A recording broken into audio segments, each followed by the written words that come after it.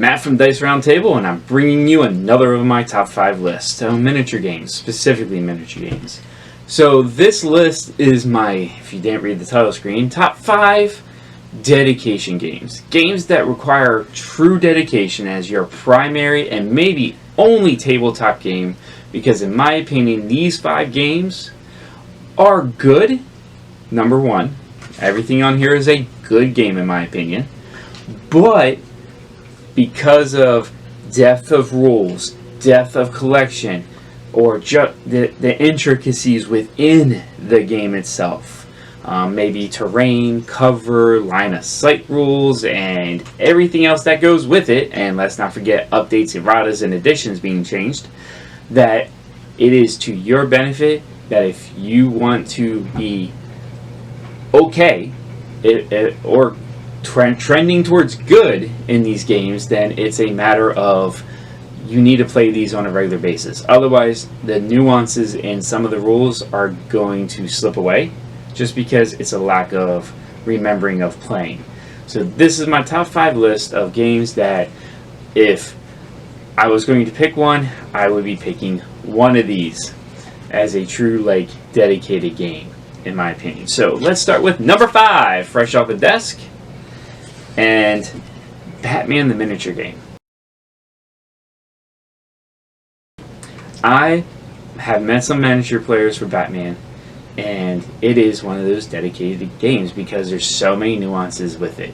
And to be really good at Batman at a higher level, even to be at a high level, you really need to know what everyone else's stuff does.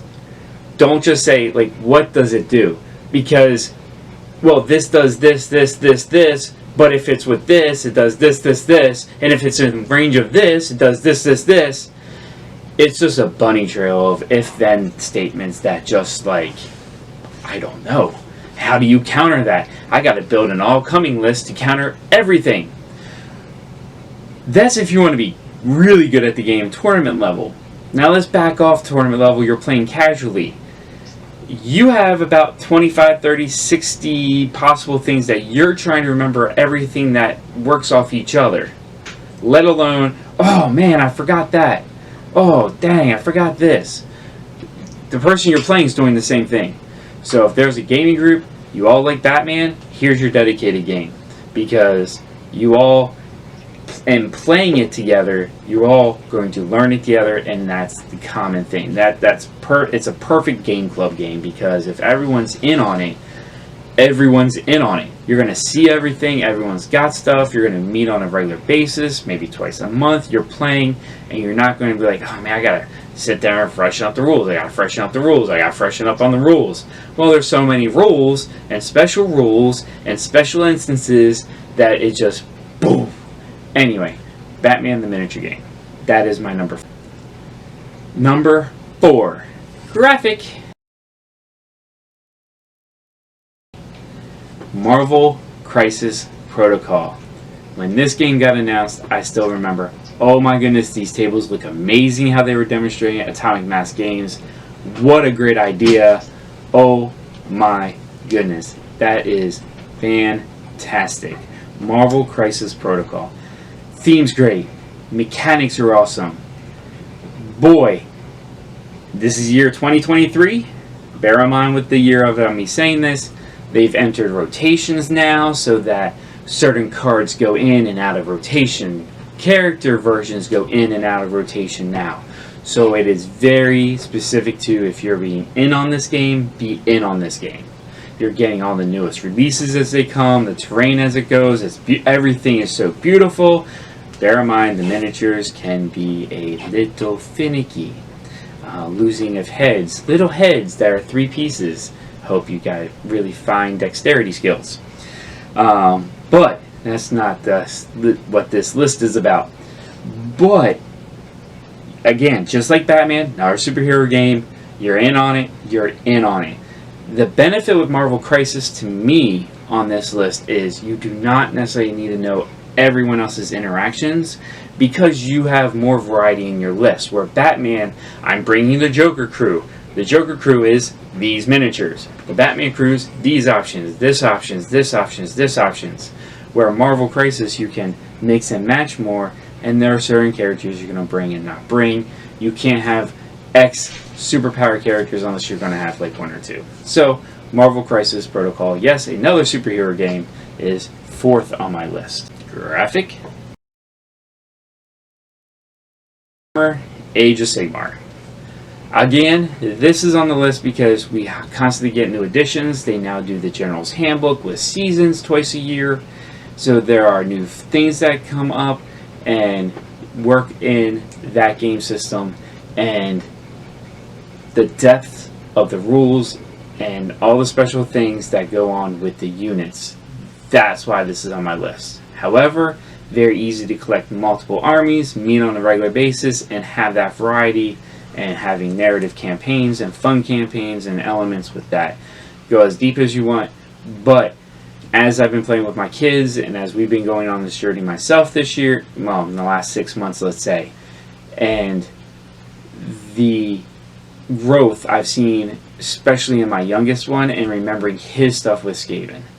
We're seeing how they're remembering certain rules and not remembering depending on how far it's been since we've played. So the more you play it, the faster your games get, you remember all your stuff, and at the end of the day, every army has its thing and special things in their units, but it's not too much like some of the Marvel games or Batman, and it's not a list of like 8 different things per character. It could just be like 3 things or 2 things. And most things, they're similar. It's like, I got a banner. It either improves my bravery or lets me run and shoot you, or charge and shoot you, or something. So, Age of Sigmar would be my number 3. Number 2. I want to play this game. Would love to play this game. I cut my teeth as an early tabletop, like hobby for me. And number 2 is Graphic, please. Games Workshop, 40K. Love everything about it. Same thing about Age of Sigmar, except for the stat lines. Everything's shooty, so combat, there's shooting, there's melee, there's games are longer because there's more combat going on the entire time. If you see my Frostgrave Stargrave comparison, same deal. Frostgrave, you got to get in melee range, not much shooting. Stargrave, you're shooting at the beginning. 40K, you can shoot at the beginning and everything's got guns, basically. Age of Sigmar, not quite. So 40K, so the added element of the CP command points, but also strength and toughness when it comes to the weapons and characters. When the numbers are the same, you hit on one or wound on one. You wound on one. When they're different based on one's higher or lower, you wound on a different number. Same and same. So that is why this is a dedicated game to me. Like, you play this, you play this. Because the more you play it, you just know those calculations. You don't have to sit there and like refresh yourself for the like 15, 20 minutes, 30 minutes of a game. And you got it. You know it, and you're done. So 40K is number 2 on my list. Number 1 on my list. It is a game I've collected. It is a game I've painted. It is a game, when it was first announced, I wanted to play it. However, it is a dedicated game. Definitely to me.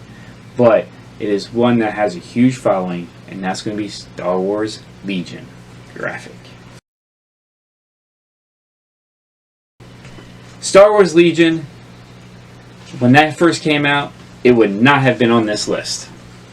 Through the iterations it's now come to, you want to be fun with the game, go find some people, have fun with the game, play with the core set, play with what you like, you're done. You want to be good at this game, understand the special rule pages in the rule book outnumber the actual rules of the game by like 2 to 1, maybe 3 to 1 now, maybe even 4 to 1. It is just astronomical to me to think about how many special rules are in this game, and that's a different thing. But understanding of their line of sight mechanic, which is slight. Now, rather different than most other miniature games. They have a very unique line of sight element to me, and what can shoot, what can't shoot, what can you remove as casualties, what you can't remove as casualties. Gets down into that, so where placement of everything matters. And, well, the miniature might be this big, but his profile is only this big.